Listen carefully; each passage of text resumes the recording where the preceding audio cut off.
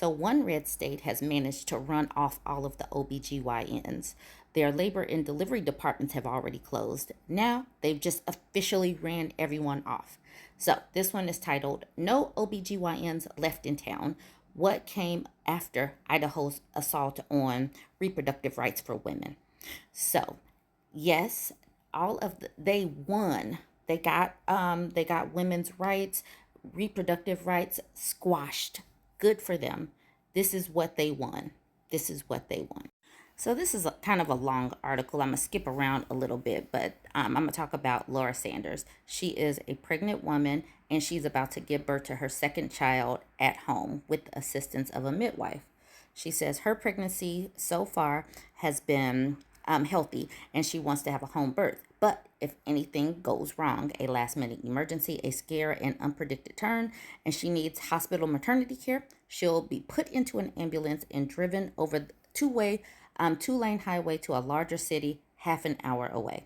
She's a bit worried, but she's also angry that the options of pregnant women who live in Idaho were snatched away by politicians who appear willing to risk lives like hers in the haphazard quest to squash choice. Across Idaho, doctors are leaving, looking for states where politics doesn't dictate how they practice medicine. The consequences of Idaho's anti-choice laws hit Sandpoint fast and hard, hollowing out medical care for women within months. For years, the town had a maternity ward that delivered as many as 350 babies a year. Now it has nothing. Good job, Republicans. You guys have done swimmingly in squashing your own medical community. The OB-GYN ward shut down this spring, and doctors have been fleeing the state in a steady stream, seeking shelter in places where their work doesn't put them at risk of criminal charges or big lawsuits. This is what that pregnant woman was saying. Basically, I'm lucky because I have a healthy pregnancy, but there are all these other people who are going to give birth who aren't healthy. I don't even think people think about these things that can happen last minute with a bit that a midwife can't handle. It's become a gamble getting pregnant and giving birth in a place that no longer has a maternity unit or any obstetricians. Sandpoint is small, fewer than 10,000 people, but it's been a medical hub for a rural region of 50,000 in northern Idaho, Montana, and Washington. Well, this is what happens when you restrict women's rights. Okay, this is what happens when a state government that's itching to ban reproductive rights, enacts some of the most restrictive laws in the country and ensnares all of reproductive health and a good share of routine medical care in its dragnet. But the women of Sandpoint are clear about one thing they want others to know.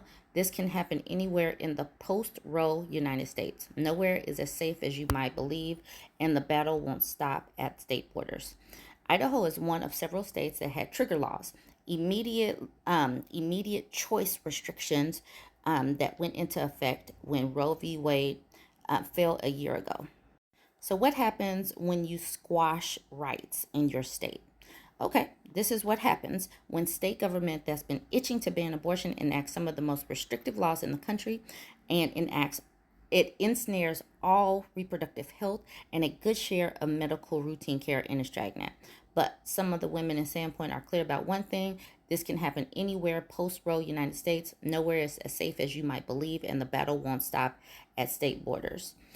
Idaho is one of several states that had trigger laws, immediate reproductive restrictions that went into effect when Roe v. Wade fell last year.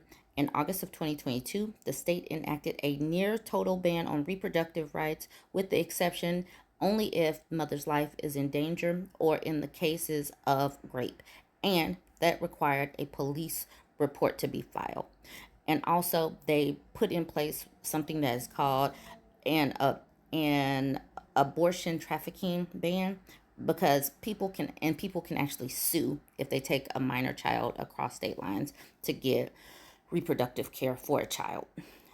This is what happens, and I believe that we're going to continue to see women and girls leave these states. So all we can do is watch the consequences happen. You guys go ahead, jump in the comments, tell me what you think, like, comment, share.